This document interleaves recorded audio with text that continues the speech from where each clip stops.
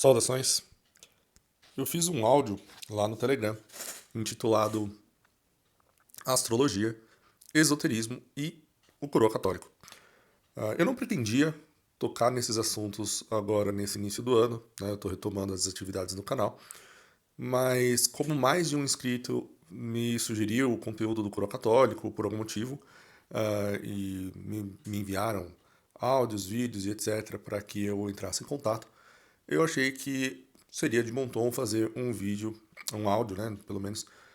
Eu fiz um áudio, então, de uns 15 minutos, tá lá no Telegram. Se você tem interesse em ouvir a minha opinião sobre esse assunto, eu recomendo que você entre no canal do Telegram, né? O link estará na descrição. Recanto do Guerreiro, se você simplesmente preferir procurar por lá. Mas, enfim, eu fiz esse áudio, né? E no final, o que eu pedi para os meus inscritos é que eles deixassem, fizessem as indagações que eles tivessem, que eles fizessem de forma mais precisa, né? Porque o conteúdo que me passaram é gigantesco. Eu não conhecia o Coro Católico. Eu tenho bastante certeza de que eu me daria muito bem com ele numa conversa, porque ele é uma pessoa articulada, ele é, parece, né, ao menos ao que tudo indica, ele estudou bastante o assunto, mas há pontos em que há discordâncias, né, em que eu discordo bastante, né, do que ele estava colocando lá e os áudios, assim, alguns dos conteúdos que me passaram, alguns são bem longos, né? Então me enviaram um que tá lá na Mental TV que tem mais de 4 horas de conteúdo, né? Então é bastante coisa. Então, enfim, fiz esse pedido para os meus inscritos, né? E tem esse inscrito que é muito querido, muito dedicado, e ele me fez umas perguntas aqui. E pelo conteúdo do que ele perguntou, dos questionamentos dele, eu achei que cabia colocar esse conteúdo até no YouTube. Então, se você estiver ouvindo no YouTube, eu recomendo que você entre no canal do Telegram para dar continuidade a essa conversa, né? E também porque tem esse áudiozinho lá de 15 minutos. Enfim, fica aqui o meu convite. Mas vamos lá. Primeiro ele, né, diz que ele acabou de ouvir o áudio, né, sobre o coroa católico e astrologia e esoterismo. E aí ele pergunta o que eu achei de positivo sobre o conteúdo, né? Sobre o simbolismo esotérico tradicional. E eu já acho essa pergunta muito ampla, né? É difícil dar uma resposta muito condensada porque é um assunto muito amplo, né? Mas só para contextualizar, quando você pega um símbolo como a cruz, mesmo hoje em dia, né? Se chegar, são cristãos, né? Nós temos bilhões de cristãos no mundo. E aí você vira e fala assim, olha, um católico tradicional, ele olha para um crucifixo, ele pensa, aquilo lá tem um significado para ele. Mas uma pessoa que participou que parou para estudar, por exemplo, junto com algum conteúdo Rosa Cruz, ou Eubiose, ou, enfim, em algumas determinadas escolas de mistério, eles vão olhar para aquele simbolismo da cruz, e para a cruz como símbolo, e vão ver outras coisas ali. Então, por exemplo, você vira para falar assim, quem foi Jesus Cristo? Jesus Cristo, para o católico tradicional, é o Salvador, Filho de Deus, né, que morreu na cruz pelos pecados, né, da humanidade, veio para nos salvar. Dependendo para quem você perguntar, dependendo da vertente, né, esotérica, vai te responder que, na verdade, quando a Bíblia se refere a Cristo, ela está falando de você, que você deve ser o Cristo, você, né? Então você é um estágio de evolução, né? Ou então, se você, dependendo para quem você perguntar, vai ser um grande mestre ascendido e tudo mais. Então, quando você fala de simbolismo esotérico tradicional, né, o que você tem que entender é que os mesmos símbolos eles foram utilizados por diferentes povos de maneiras diferentes. E então, enfim, não é a minha definição de questões mais pontuais, né? Mas então é isso. Você saber que há essas questões, essas vertentes e também a ideia de que há significados perenes em determinados símbolos já é controverso, né?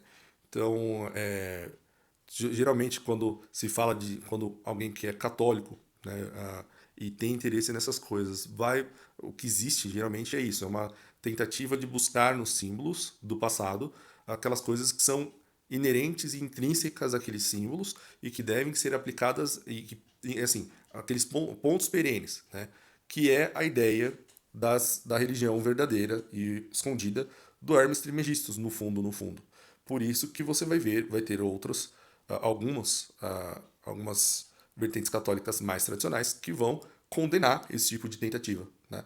Então, bom, é isso. Não vou me prender muito nesse ponto, porque porque tem muitos outros questionamentos aqui e o que ele pediu para que eu desse mais ênfase nos últimos, né?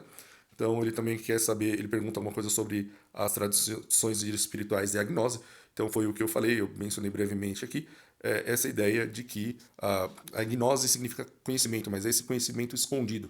Então são a meta-religião, seria aquela religião que está por trás das religiões, são aquelas verdades que estão presentes nas diversas religiões do globo.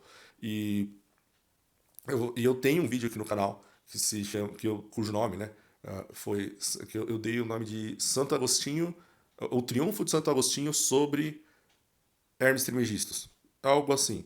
E naquele vídeo eu dou pelo menos a posição de Santo Agostinho sobre isso e daí que é a posição histórica da Igreja, né, sobre isso e que é uma condenação.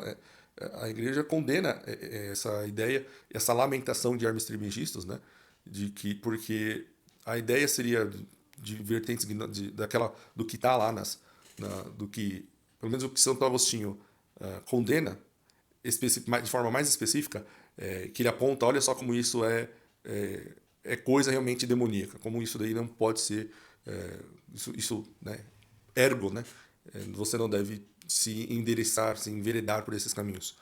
Porque ele fala, olha, chega a um ponto em que Hermes Trismegistus lamenta que religiões que ele sabe que são falsas e que ele admite que são falsas, mas ele lamenta que elas estejam desaparecendo, que elas tenham que desaparecer, porque nelas estava escondida a doutrina verdadeira. Então, tipo, ou seja, em aspectos diferentes das diferentes religiões do mundo, escondem as diferentes religiões do mundo escondem aspectos da religião verdadeira.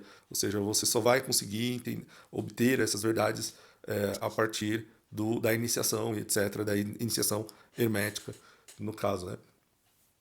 E, novamente, a igreja condena no geral, condena essas tentativas, condena esse tipo de exercício.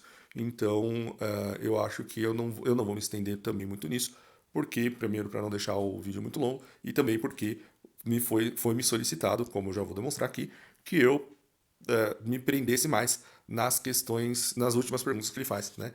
Mas o que eu acho que eu tenho que pontuar sobre essa questão de gnose, desse conhecimento secreto, né, que é a gnose, e sem falar nessas questões das metafísicas, né, da origem do cosmos, a origem da criação e etc., que aí também é mais uma live inteira ou um vídeo inteiro, né, que eu teria que fazer, né.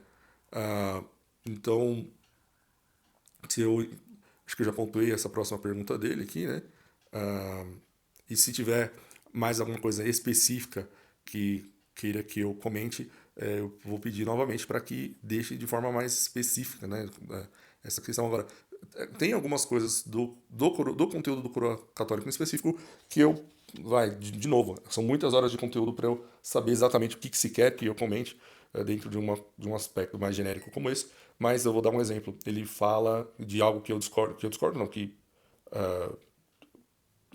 de tudo que eu estudei, aponta que está errado. É, então, por exemplo, ele afirma que as religiões no mundo, no geral, elas são, elas, é, elas se formam, né, de forma bastante diferente do que as antecedeu, né?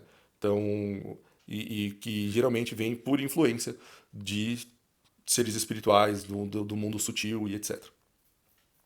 e eu já vou abordar essa questão porque me foi solicitado aqui mais para frente, mas então um exemplo que ele chega a mencionar é o do Islã, né, dos muçulmanos, que na verdade que tem gente que fala que o Islã tinha alguma coisa, assim, é, que ele era semelhante ao que vinha antes da ali na Península Arábica ou ali do cristianismo, mas que na verdade não. Que na verdade foi uma coisa que foi a partir de uma revelação, de uma experiência espiritual e que as práticas ali não têm muita relação com o que veio anteriormente, né? Primeiro que essa é uma afirmação assim, que não deveria ter sido feita. Por quê?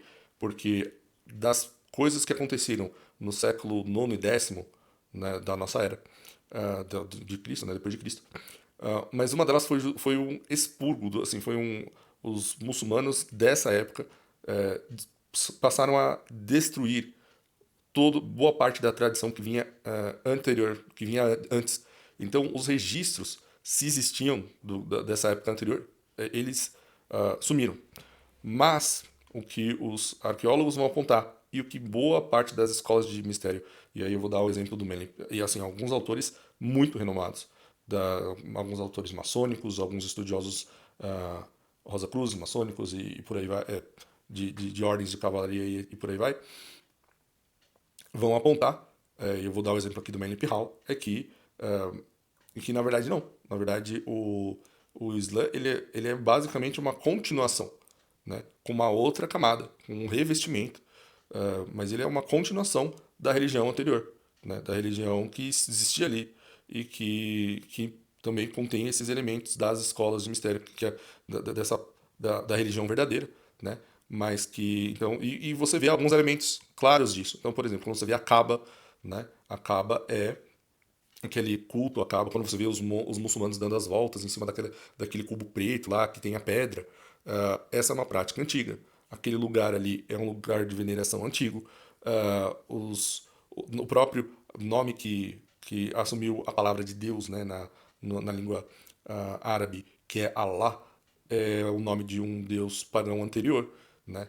Quando você vê os versos satânicos de Maomé, então Maomé, você pode pesquisar aí, ele tem uma série de versos que depois ele disse, alguém, né, ele fez falou os versos, fez aquela revelação e alguém pegou e falou assim, todo mundo ficou escandalizado com aquilo que ele falou. E ele falou, não, foi o adversário, né, o inimigo que me fez fala que me deu essas revelações, não, ignorem isso. Mas você vai ver que nessas revelações que ele teve, ele reintroduz algumas deusas que eram desse período pré-islâmico. E fora algumas narrativas que claramente vieram das tribos judaicas que estavam ali, das tribos cristãs que estavam ali, né? Então há o elemento espiritual, mas ele fica até diluído diante das práticas que têm origem nas demais religiões. E mesmo quando você pega algumas religiões como as religiões aqui das Américas, né, que foram assim quando os europeus pisaram em terras americanas e, e eles identificaram ali nas religiões dos índios aqueles elementos, os elementos da religião verdadeira, pelo menos o pessoal das escolas de mistério identificaram isso e aí o que você vê lá é justamente o que? Não, é da semelhança. Então, essa ideia do mundo sutil, eu vou abarcar ela daqui a pouco, mas para não me estender muito sobre isso, então são afirmações que ele acaba fazendo de maneira um tanto descuidada. Então não é que está errado, é totalmente errado, mas como está colocado de forma muito descuidada, ela ela pode não, ela leva a uma generalização que induz ao erro, né? Então, é claro que alguma coisa é aquele ponto do exotérico e do esotérico. Alguma coisa do exotérico está correta, mas se você tem a chave de leitura para ficar, né, se aprofundando naquilo. E então, de forma muito sucinta, o que eu tenho para comentar é isso. Aí ele continua aqui, né, esse meu escrito. Ele fez algumas participações em outros podcasts, como o do Nova Vertente, Sociedade Primitiva, e no canal do Renateves, onde ele fala sobre psiquismo, jogo hereditário e manifestações espirituais que não são necessariamente demoníacas, e que ele nomeia como seres sutis. Olha, então ele continua que esses aspectos, principalmente sobre o tema de psiquismo e seres sutis, têm fundamento, Rafael? O que você acha sobre o assunto? Eu falei, né, que eu respondi logo mais. Ele disse, ele reitera que ele quer saber principalmente sobre jugo hereditário, seres sutis e o argumento das tradições espirituais. Então vamos lá. Se você pegar o meu livro Escrito nas Sombras e ler com cuidado até o final, você vai ver que há seres sutis ali. E há. Eu coloquei seres sutis ali. Então. E também há o mundo sutil, tá ali, você vai encontrar. Você vai encontrar questões relacionadas ao jugo hereditário. Então, você vai encontrar essas coisas ali. Então, esse tipo de conhecimento. Bom, enfim, parte eu gostaria que, assim, que o mesmo ímpeto, né, assim, de ouvir, né, esse conteúdo também, assim, né, acho que se você lê com atenção, apesar de ser um livro de ficção, se você lê com atenção, você vai ver essas coisas ali. E por quê? Porque eu escrevi esse livro há 15 anos atrás, quando, numa época em que eu ainda não era católico, e né, eu tava com eu tinha meus pés no ocultismo, né, então você vai encontrar essas coisas ali, mas elas são verdadeiras? A posição da igreja sobre isso, então, a minha opinião, se o que você quer saber, primeiro, é isso que as escolas de mistério defendem? Tem alguma coisa disso, sim. Há muitas mundanizações no conteúdo que eu vejo sobre mundo sutil, seres sutis, aí começa a falar de extraterrestres, mas essa questão de jeans e anjos, porque primeiro é bom lembrar o seguinte: quem realmente fez e elaborou esses sistemas de angiologia e demonologia foi a Igreja Católica. E antes disso, os conhecimentos eram muito escassos. Antes das revelações dos santos no decorrer dos séculos, muito pouco se sabia sobre essas questões. Também é importante, acho importante pontuar que a Igreja Católica defende que, ela defende não, mas o que ela ensina é que anjo e demônio não é raça ou espécie, é função. Mas que a natureza ali é espírito. Então, a diferença de um anjo para um arcanjo, além da hierarquia e, enfim, funções e etc., é justamente assim: são as atribuições, mas não a natureza. Né? Então, a natureza é espírito. E isso acaba sendo importante, porque quando você. Então, você vai ouvir gente falando, por exemplo, que os jeans, você encontra menção aos jeans na religião islâmica, por exemplo. E quando eles falam dos jeans, é um terceiro tipo. Então, existem seres humanos, existem anjos, existem esses seres sutis que não são necessariamente bons nem maus, e eles podem ser neutros, mas eles podem ser bons, ou eles podem ser maus, e no geral eles são maus, mas você tem que saber como lidar com eles, etc. Tal. A Igreja Católica, que a Igreja vai te dizer é que na verdade não. É que na verdade são espíritos e eles podem ser espíritos angélicos ou demoníacos. Angélicos porque eles eles têm a visão beatífica, então eles estão diante de Deus e através desse contato com Deus eles trazem as boas novas de Deus, eles agem de acordo com as vontades divinas, e há aqueles que não agem de acordo com a providência divina, de acordo com a vontade de Deus. Eles agem à revelia. Claro que eles não têm poder para contrariar. Se Deus decide uma coisa, eles não têm o que fazer, eles não podem, eles não têm poder para contrariar, para ir de encontro, mas Deus permite que eles ajam, permite, mas aí é a vontade permissiva. Mas eles não têm a visão beatífica, então existem esses dois, existem essas duas formas. Né? Os seres sutis, né, que seriam esses jeans, extraterrestres e etc., no decorrer dos séculos a igreja condena esse tipo de visão. E não só por isso, mas boa parte das escolas, das vertentes, e geralmente são as mais baixas, que se enveredam por esse caminho, né? de entrar em contato com esses seres sutis e de saber o que eles têm para dizer, ou das tradições, do que eles ensinaram e tudo mais, muitas vezes são conhecimentos que vão de encontro ao conhecimento revelado aos santos, ao conhecimento da igreja, ao que Jesus Cristo disse, ao que a tradição nos conta, né? Então, então tem esse primeiro aspecto sobre os seres sutis, né? Não sei se deu para entender bem, mas seja como for, você ser católico e ser e, e assim e se enveredar por esse tipo de caminho, enfim, não é. Se eu estivesse escrevendo o Escrito nas Sombras hoje, eu bom, enfim, eu prefiro como é um exercício, antes de mais nada, foi um exercício literário de 15 anos atrás, talvez eu não devesse fazer um julgamento tão rígido, né, sobre aquele conteúdo, mas eu acho que é importante, eu provavelmente daria, pelo menos, nem que fosse nos comentários, nem que fosse no pós-fácil ou no prefácio, de comentar essa questão, né, de que sim, há de é, esse tipo de contato com essas entidades e isso é realizado nas escolas de mistério e isso geralmente não precisa ser, não é nos altos escalões que isso acontece, não é quando você chega, quando você está você já se aprofundou um monte e já chegou no 30º grau do rito escocês e aí já está numa paramaçônica em que se faz esse tipo de exercício espiritual e especulativo e tudo mais, né?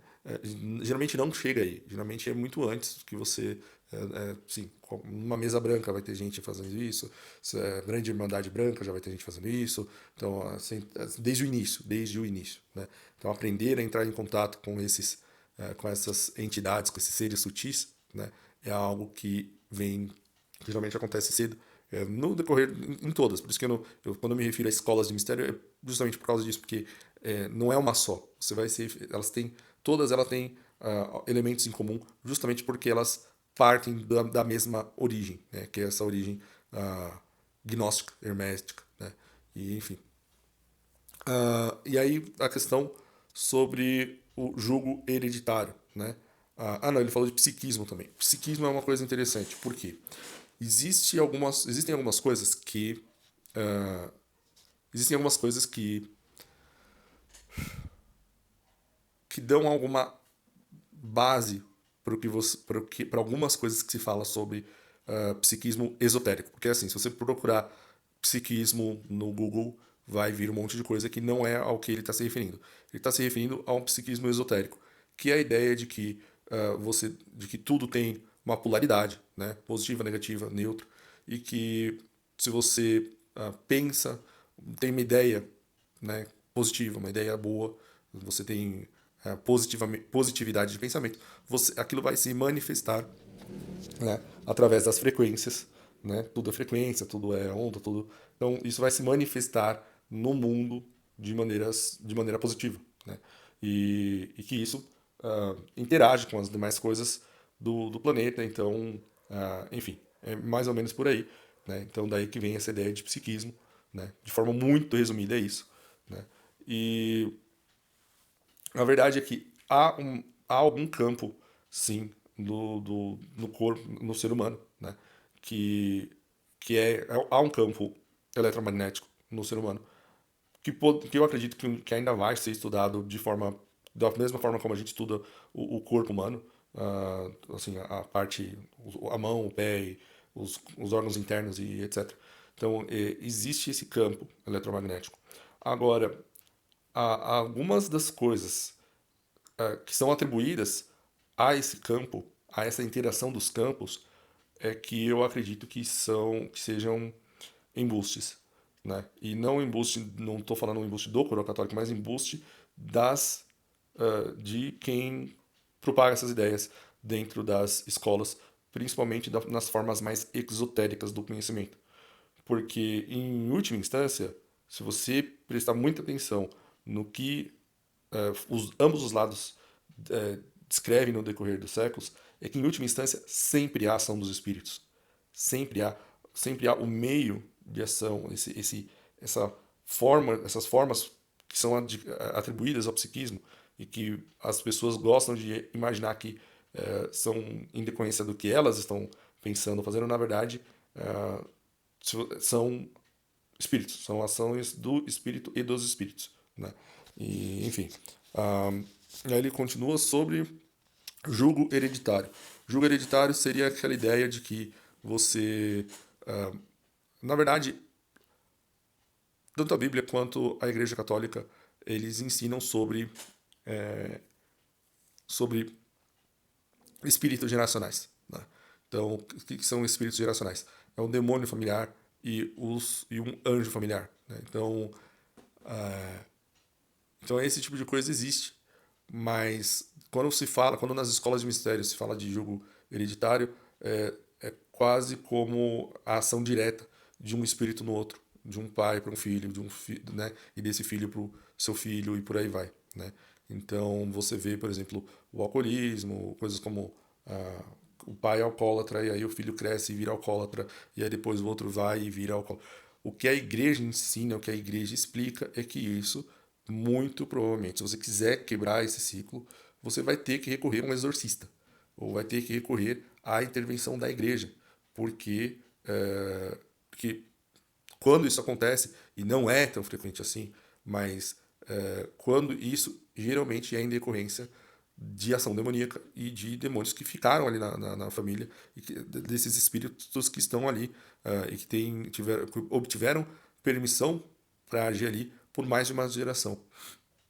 E geralmente porque isso se alastra, né? Ou seja, esses maus hábitos, eles não são eles não vêm puramente da ação espiritual da geração anterior diretamente. É geralmente em decorrência de algum espírito e por aí vai. Agora, existem as almas que estão no purgatório também. As almas que estão no purgatório, a igreja, pelo menos o que a igreja defende, é que é permitido a essas almas visitarem os vivos para pedir ajuda, né? E que quando isso não ocorre, são demônios, né? Se passando por essas pessoas e se aproveitando das fraquezas daquelas pessoas que estão ali, né? Ali daquela família. Então, então, se a minha opinião sobre isso é a seguinte: depois que eu me tornei católico, né? E eu um dia eu eventualmente posso até me até falar, né, contar um pouco sobre a minha conversão, mas eu acredito que a igreja está correta em tudo, assim, nessas questões. Eu realmente acredito que o que há do outro lado seja um embuste, né? E o que acontece é que, né, há algumas pessoas nos últimos anos, nas últimas décadas aqui, que estão na Igreja Católica e que começaram a alterar, tentar mudar por dentro, né, o que a Igreja defende, né, e começaram a tentar tornar compatíveis coisas que nunca foram. Então, algumas crenças que nunca foram compatíveis, de repente passaram a ser, assim, alguns teólogos tratam como se fosse.